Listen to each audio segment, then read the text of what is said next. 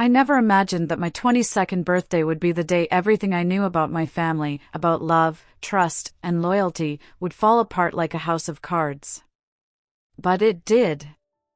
Not with a scream or a slamming door, not even with a confrontation. It started, quietly, with a text message from my father. "Sold your camera. Alex needs cleats. Be grateful we still feed you." At first, I thought it was a joke. A cruel one, maybe, but a joke nonetheless. My Canon DSLR, something I had saved up for over 18 months, wasn't just a camera. It held my portfolio, the one I'd planned to submit with my final application for the fellowship at the Ohio Visual Arts Institute. It had years of memories on it. Birthdays, landscapes, stories I'd captured, including some of the only decent photos I had of my grandmother before she passed. I stared at the screen, waiting for a follow-up. "Just kidding, or don't worry, it's safe." But instead, another message buzzed through. "Also, you'll pay for Alex's tournament registration. For $1,000. By Friday." I blinked. My thumb hovered over the phone. I typed, "No chance." The reply came almost instantly. "Then get out. You're on your own now. No discussion. No explanation. Just a decision. Final. Absolute." That was the moment it all began. But let me take a step back. My name is Rachel Carter, and until that moment, I was what most people would call a good daughter. I was 22, a senior at Dayton State College in Ohio, juggling 2 part-time jobs, waitressing at a local diner and assisting in the college library to help with bills while saving for my own place. I'd never asked my parents for much. In fact, they often said how proud they were that I was so responsible. But responsible, I was learning, often meant something else in my family. It meant sacrificing quietly. It meant letting my younger brother Alex get everything. It meant not expecting a birthday cake or even a simple card, because money's tight right now. It meant nodding when they dipped into my savings just until next week but never paid it back. Still, I kept going. I told myself it would get better once I graduated. That I was building a future. That I was strong enough to carry it all. The morning of my birthday had begun like any other Ohio winter day. Gray skies, breath visible in the kitchen air, the kettle whistling its lonely tune. I came downstairs to find my mom, Lisa, scrolling her phone, cup of black coffee in hand. "Happy birthday, Rach," she muttered, without looking up. "Thanks," I said, waiting for something. A smile. A hug. Maybe a card. But nothing came. Instead, she added, "Don't forget to pick up Alex from practice this afternoon. His ride bailed again." "Sure," I said quietly, swallowing a wave of disappointment. Same old story. I looked across the kitchen to the corner where I usually kept my camera bag.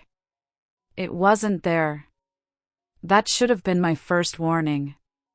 But it wasn't until my afternoon break at the diner, when I opened my phone and saw that string of texts from Dad, that I realized something had changed. Not just the selling of the camera. Not just the demand for $4,000. But the cold finality of it all. As if everything I'd done for years meant nothing. Before I tell you the rest, the fallout, the truth I uncovered, and how that one birthday set everything in motion, I want to ask you something. Have you ever been the responsible one in your family? The one who always shows up, the one who's never allowed to fail? Have you ever been told to be grateful for crumbs while watching someone else feast at your expense? If you've ever had to set boundaries with the people who were supposed to protect you, you're not alone. Hit that like button, subscribe, and share your story in the comments. I read them all. Now, let me take you back to where this all really started. Because the truth is, my 22nd birthday wasn't the end of anything. It was the beginning of everything. It was during my afternoon break, huddled behind the diner with a lukewarm coffee in hand, that the weight of it all hit me. I was sitting on a splintered wooden bench, steam from my cup curling into the crisp February air, when my phone buzzed again. Another message from Dad. "Don't come home unless you've got the money." Just that. Cold. Calculated. "No, we need to talk." "No, are you okay?" Just a demand, like I was a debtor dodging collections. I sat frozen for a moment. A couple of coworkers passed by, tossing their cigarette butts and joking about someone's lousy tipper. They had no idea my world was shifting under me. "Hey Rach," a familiar voice called from the kitchen door. It was Mark Lawson, my manager, early 50s, silver at the temples, perpetually tired but always kind. "You okay?" I nodded quickly, wiped at my eyes, and forced a smile. "Just family stuff." He nodded knowingly, like that phrase had carried weight in his own life too. After my shift, I didn't drive home. Instead, I headed straight to my best friend's apartment, Emily Nguyen, the one person in the world I knew wouldn't judge me no matter how messy things got. She opened the door in pajama pants and a t-shirt that read "Introverts Unite, individually. In your own homes." "Rachel?" Her brows furrowed the moment she saw my face. "What happened?" And just like that, the mask cracked. I stepped inside and collapsed onto her couch as if the very air in my lungs had given up. I think I just got kicked out," I whispered. The next hour was a blur of tissues, peppermint tea, and unraveling memories I hadn't let myself look at for years. Emily sat beside me, her hand on mine, as I told her everything. How my parents had sold my camera, the one I'd saved up for with birthday money, graduation tips, extra shifts during holidays. How they wanted me to fund Alex's tournament entry fee for $1,000, like it was pocket change. How they cut me off, just like that, when I refused. "They sold your gear?" Emily's voice was sharp now, incredulous. "Without asking?" "They said I should be grateful they even feed me," I muttered.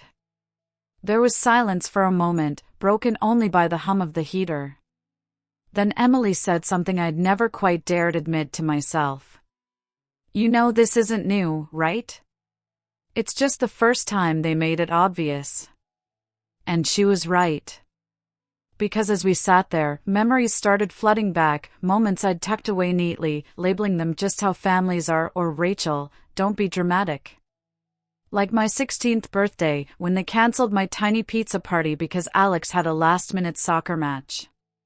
Or my 18th, when the money Grandma Carter had left me for school ended up paying for Alex's braces.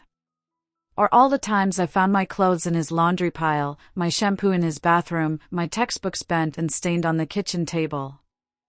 I was the eldest. The dependable one. The one who understood. Alex, meanwhile, was just a kid. Even now, at 18, with a scholarship and a driver's license, he was still the baby. "What are you going to do?" Emily asked gently, passing me another mug of tea. "I don't know," I admitted. "I have school, 2 jobs. I can't afford rent right now, not without draining what little savings I have left." "You can stay here as long as you need," she said without hesitation. "Teresa's visiting her parents for the next 2 weeks, and you know she'd be fine with it." I nodded, grateful beyond words. But something else stirred inside me.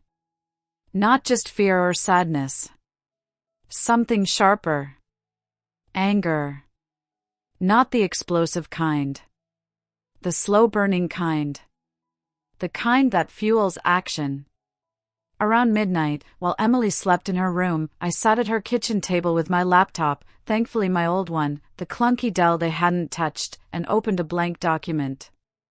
At the top, I typed, "Financial timeline, Rachel Carter."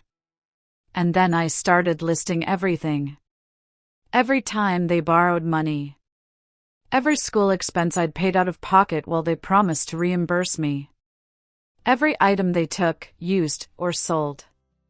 Every month I'd covered groceries, utilities, gas, because Dad's hours got cut or Mom's card hit the limit. By 2 a.m., I had 6 pages of bullet points, bank statement screenshots, and scanned receipts. I didn't know what I was building exactly. A case file? A record? Maybe it was just my way of proving to myself that I wasn't crazy. That this pattern was real. That it had been happening for years. The next morning, Emily and I printed everything out at the campus library. We organized it into folders: unauthorized transactions, household expenses covered by me, stolen personal property, and potential legal claims. As I stared down at the stack of documents, I felt something I hadn't in months. Control. For once, I wasn't just reacting. I was preparing. Later that day, I called Aunt Margaret, my dad's estranged younger sister. She'd always been a bit of a rebel, never married, ran a bakery in Columbus, drove a Jeep, and had a tattoo of a dragon on her left shoulder. She picked up on the third ring.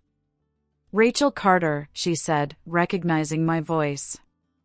"I was just thinking about you. Happy birthday, kid." I paused, trying not to cry. "You're the only one who said that." "What happened?" So I told her. Everything. By the time I finished, Margaret's tone had shifted from amused to razor-sharp.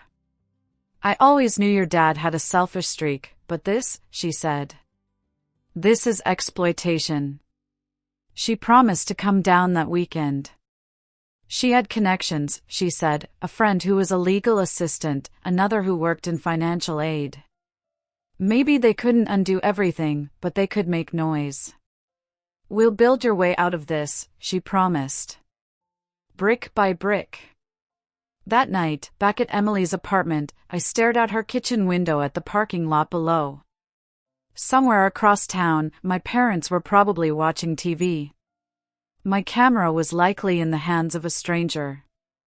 My little brother, the golden boy, was none the wiser, still texting his girlfriend and planning his sports career. And I was starting over. But this time, I wasn't going to stay quiet. Not anymore. Saturday night, Dayton was frozen over in silence, the kind of winter stillness that made everything feel heavier. And yet my heart was on fire. Aunt Margaret had arrived earlier that afternoon with a fresh apple pie, her usual half-smirk, and the look of someone who'd seen betrayal up close and didn't flinch anymore.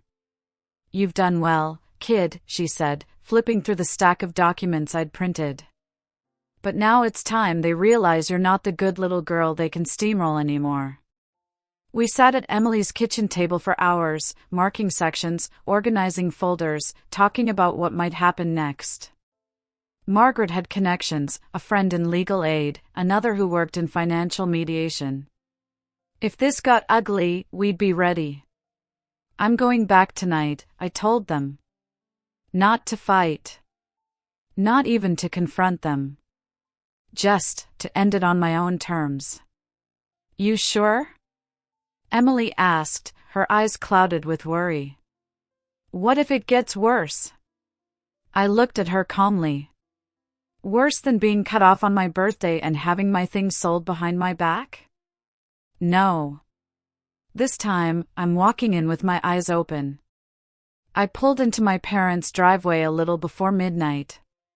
My old Civic shook slightly in the cold. The house was quiet, warm light spilled from the living room windows. I sat for a few minutes in the car, breathing slowly, trying to steady my pulse. I wasn't afraid anymore. But I wasn't numb either. I slipped my key into the front door like I had 1,000 times before. The same creak in the wood, same smell of lemon cleaner and worn carpet. And yet, everything felt different. Like I was walking into a stranger's house wearing my own name. I meant to go straight to my room, grab a few final things, important documents, sentimental keepsakes, my emergency cash, and leave. Quietly. Without drama. But the light in my room was on. And inside, I heard laughter. Madison. My younger brother was standing in front of my mirror, wearing my winter coat, the one I'd saved up 4 months of tip money for. My room looked like it had been ransacked. Clothes were on the floor. Drawers were pulled open. Some of my notebooks had been tossed into the trash bin. I stepped inside. "What are you doing in my room?" Madison turned, not even pretending to be surprised. "Mom said I could grab some stuff." "You're moving out anyway, right? That doesn't mean you can trash my room." He shrugged, barely looking up. "Dad said anything in the house is fair game. You don't live here anymore." My stomach twisted. "Where's my camera?" I asked quietly. Madison grinned. "Oh, Dad sold it. Gave it to Mr. Walter across the street for his daughter.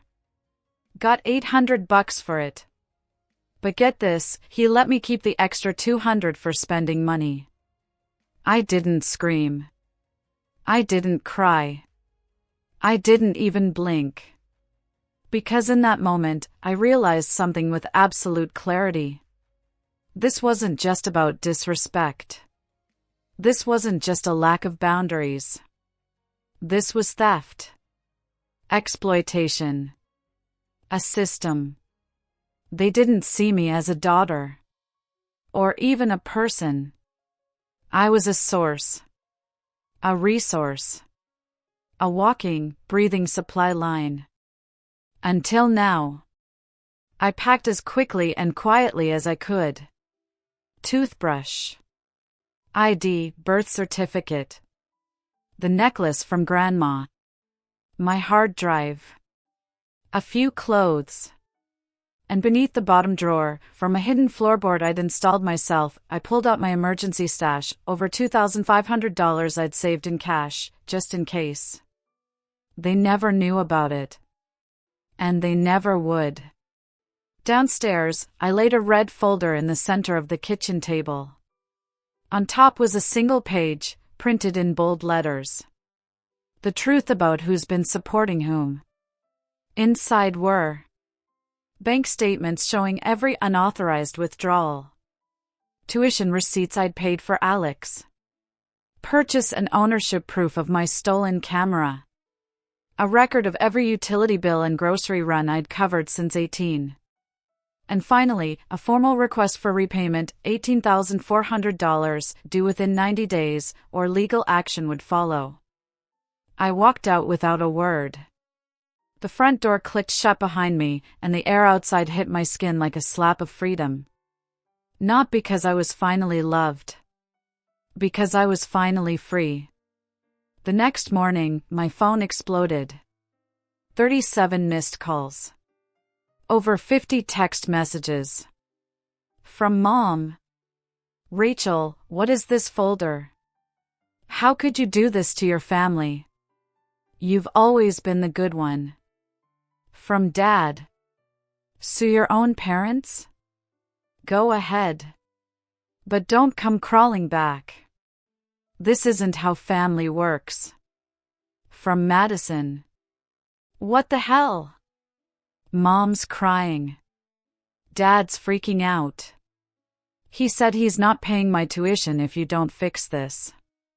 I turned my phone off and left it on the counter. Emily handed me a cup of coffee in silence. "They're scared," I said finally, eyes on the snow outside. Not of losing money. Of losing control. That evening, Aunt Margaret sat across from me, calm but seething. "I spoke with your dad this morning," she said. "Told him you're within your rights. He called me a traitor." She shrugged. "I've been called worse."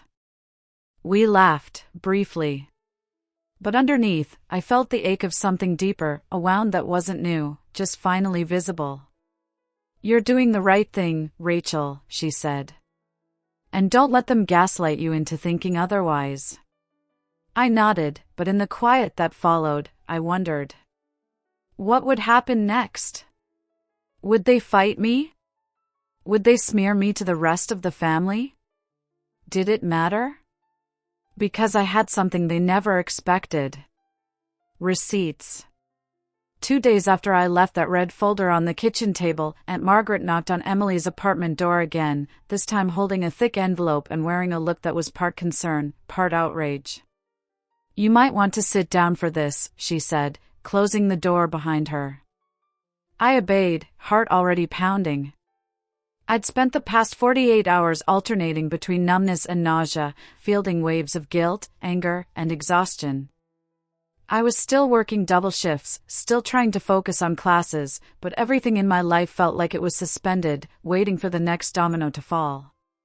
Margaret dropped the envelope on the table. I made a few calls.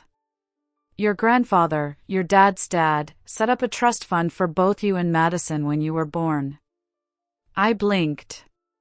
"What?" She nodded. "Equal amounts. For education, housing, future security. You were supposed to be told when you turned 18. My voice was barely above a whisper. "I never heard a word about any trust." "No," she said grimly. "Because your father convinced the trustee that you were financially irresponsible. That it would be better if he continued managing the funds." I laughed, a bitter, hollow sound. "He said I was irresponsible? I've been working 2 jobs since I was 16 while Madison got a new iPhone every 6 months. Margaret pulled out documents, copies of account statements, communication logs with the family's financial advisor, and one email in particular. "We believe Madison is better equipped to handle her own fund. Rachel lacks the emotional maturity at this time." "Who wrote this?" I asked. "Your father," she said. My chest tightened. "So all this time, he's been using money that was meant for me?" Margaret nodded. "He used your trust to pay off household debts. Car repairs. Even part of Madison's failed college attempts. He drained over $40,000 in the past 4 years. For a moment, I couldn't speak. I'd worked nights. Skipped social events. Worn second-hand clothes. All to save money, to stay afloat, while the very people who were supposed to protect me were siphoning off funds that belonged to me. And they hadn't just lied. They'd made me believe I was the problem." "I need to see this advisor," I said finally. "You will," Margaret replied. "He's expecting us tomorrow." "But Rachel..." She hesitated. "There's more." She pulled out another document, a copy of a withdrawal form dated 6 months ago. It had Madison's name on it. They told Madison the money was from a family reserve. She had no idea it came from your portion. My stomach twisted again. "So she's been spending it." "Without knowing," Margaret said gently. "She's not innocent. But she may not be fully complicit, either." That sentence stayed with me all night.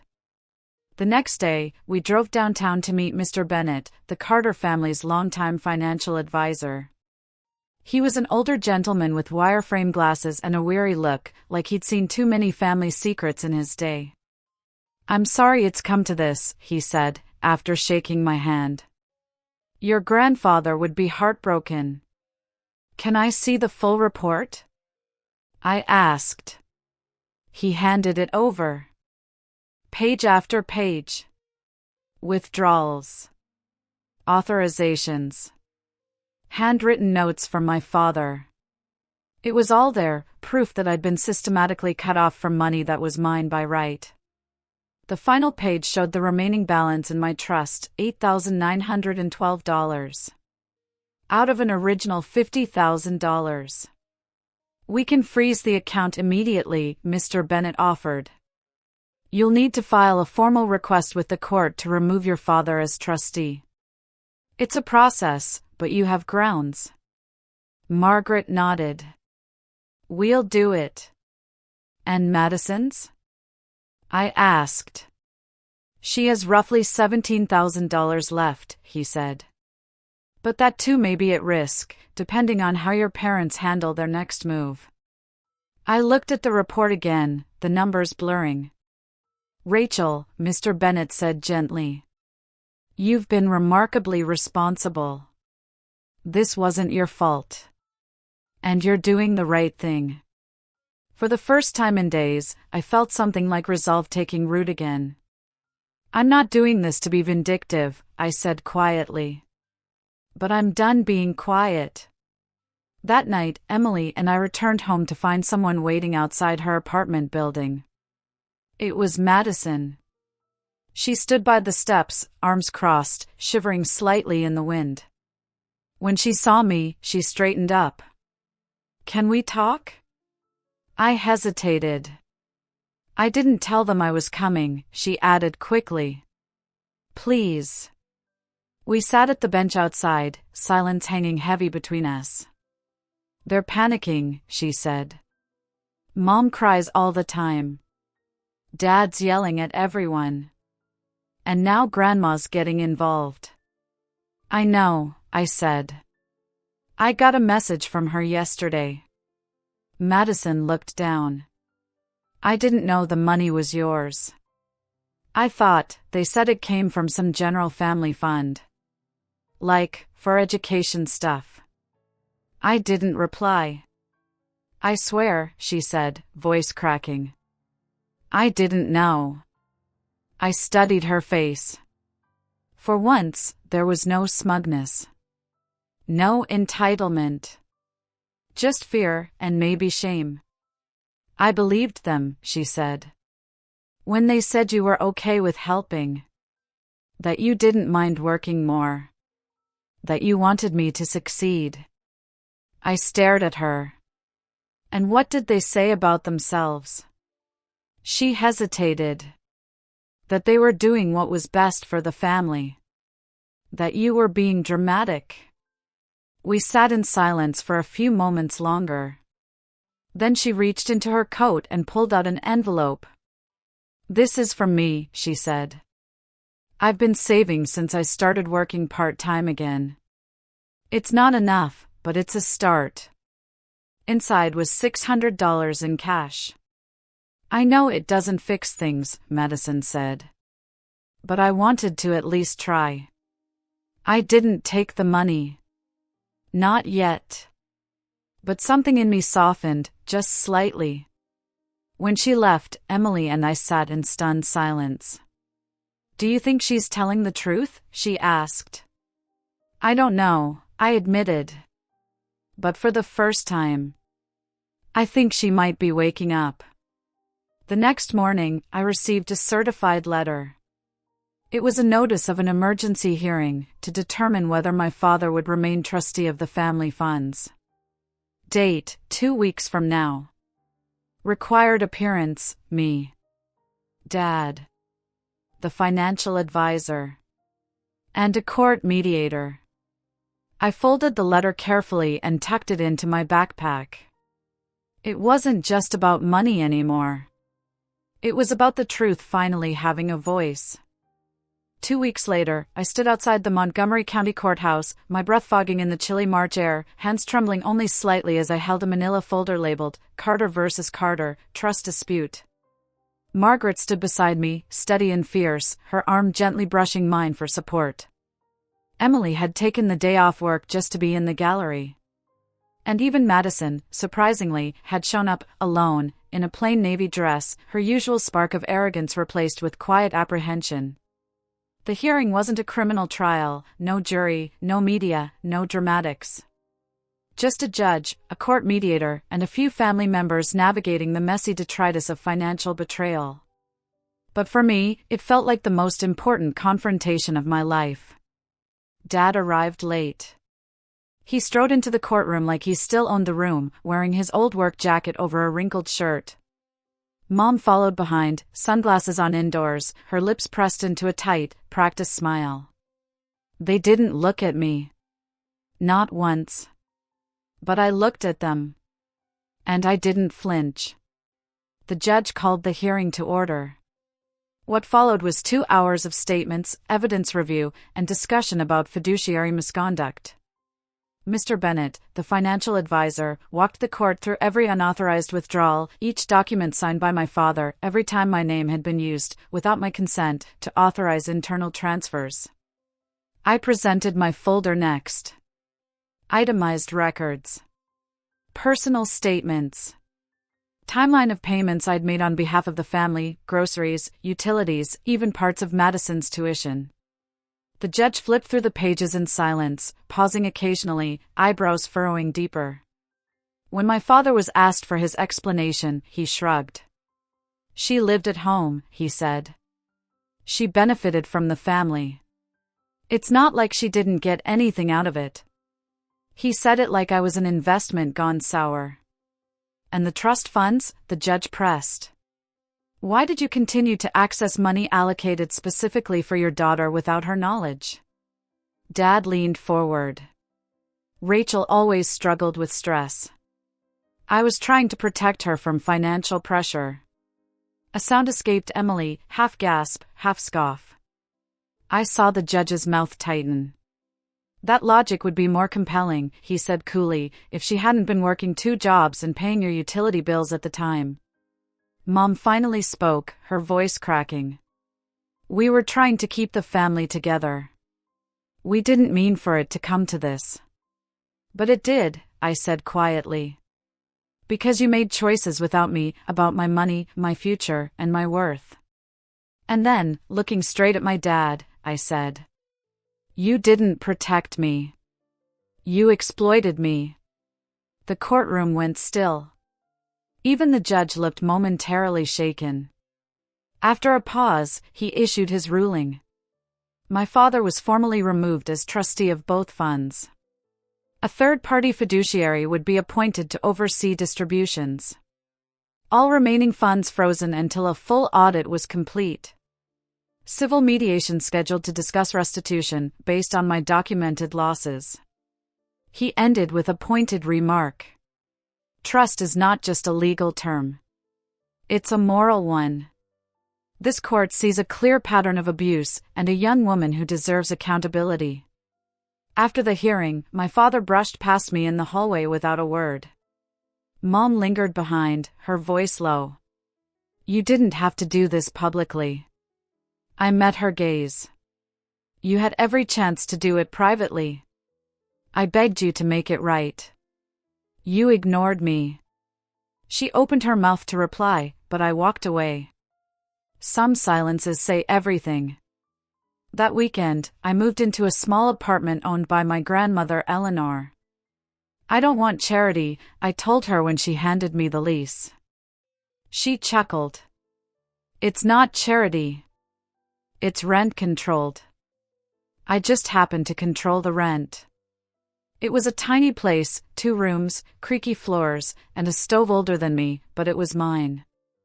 I bought curtains in deep green. Hung fairy lights. Framed a photo of my grandmother smiling in her garden. For the first time in years, I felt like I could exhale. Madison started visiting once a week. She didn't ask for forgiveness, but she listened. We talked about college. She'd reapplied to the state university's early education program. She wanted to teach 3rd grade. I never even liked business, she admitted one night. Dad just kept saying education was a waste of money. Funny, I said. That's exactly what he said about photography. We sat on the couch in companionable silence, each holding warm mugs of tea. 2 sisters, finally getting to know each other without someone else controlling the narrative. 1 month later, I was offered a paid internship at Callahan and Company, a small marketing agency that had seen my personal blog and portfolio. You know, the hiring manager said during the interview, your writing is raw, but powerful. You're not afraid to be honest. I smiled. It's been a long year. You've got fight, she said. We like that. And so, slowly, life began again. I rebuilt my portfolio from cloud backups. Finished my final semester with a 3.9 GPA. Graduated in June with honors and a new tattoo on my wrist, a small camera wrapped in wildflowers. To remind myself that growth comes from buried things. 6 months after the court hearing, we finalized the civil mediation. My parents agreed to repay a portion of the misused funds under supervision. I wasn't allowed to speak about the exact settlement publicly, but the number was enough to stabilize my future. They never apologized. But they never touched my money again. And that, for me, was closure enough. Today, I stand in the mirror of my little apartment, getting ready for my 23rd birthday. There's cake cooling on the windowsill. Madison is bringing the drinks. Emily's bringing her homemade playlist, 90s hits and bad pop songs we'll sing loudly, off-key. Outside, the world keeps turning. But inside, everything's changed. Because for the first time in my life, I am not defined by what I give to others. I am defined by what I stood up for. If you've ever had to fight for your freedom, financial, emotional, or otherwise, drop a comment below. You are not alone. And if this story resonated with you, hit like, subscribe, and share. Because sometimes, the hardest battles are the ones inside our own homes. 1 year ago today, I sat in a diner parking lot, staring at a text from my father that would unravel my world. Today, I wake up in my own bed, in my own apartment, surrounded by light and quiet and peace. Not everything has been easy. Healing rarely is. But every step has brought me closer to something I never knew I needed, myself. The walls of my little apartment are now filled with photos. Not just of places, but of people. People who stood by me. Who didn't ask me to shrink myself to fit their comfort. There's one of me and Emily from our We Survived the Year dinner. One of Madison holding a stack of books on early childhood education, beaming like she finally found her lane. One of Aunt Margaret flipping pancakes in a band tee and messy bun. And then there's one I took last fall, of my own reflection in a subway window, headphones on, tired but content. I titled it, Becoming. I work full-time now at Callahan and Company. They made me a junior copywriter 3 months ago. The pay isn't huge, but the environment? Respectful. Encouraging. Real. My team leader once told me, you write like someone who's seen the cracks and decided to plant flowers there. That stuck with me. Because I have. And I did.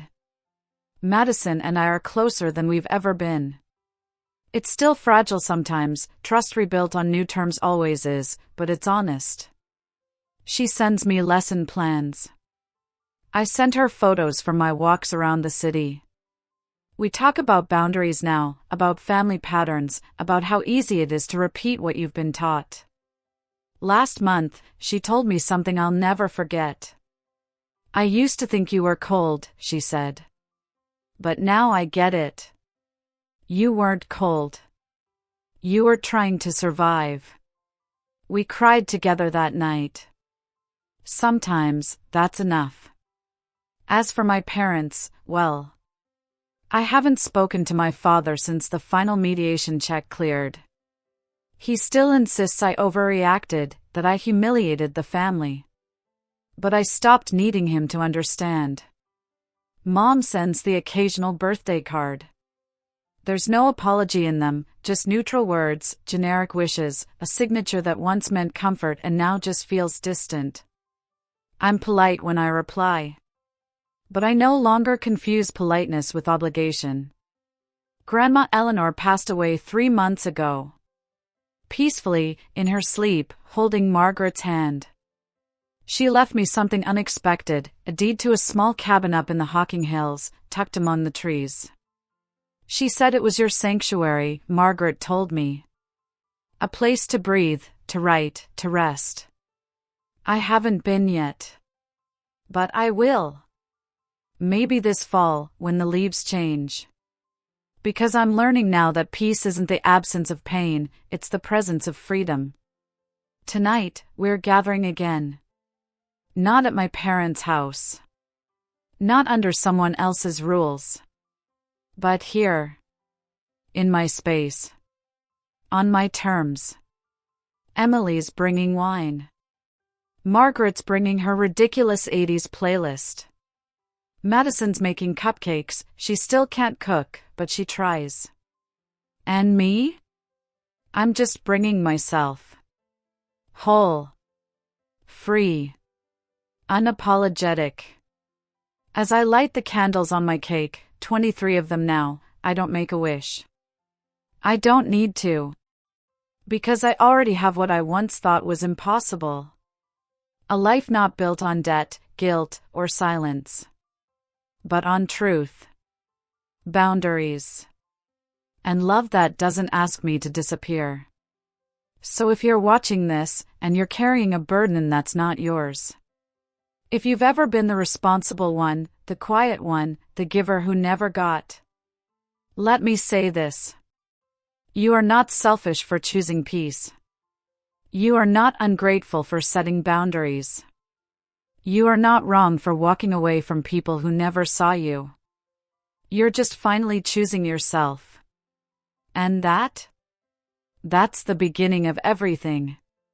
Thank you for listening to my story. And if it helped you feel seen, even just a little, hit like, subscribe, and share it with someone who needs the reminder. You don't have to earn love by breaking yourself to pieces. Sometimes, the most powerful thing you can do is walk away. To new beginnings. To chosen family. To the quiet strength of starting over. Candle, happy birthday, Rachel. And thank you for not giving up.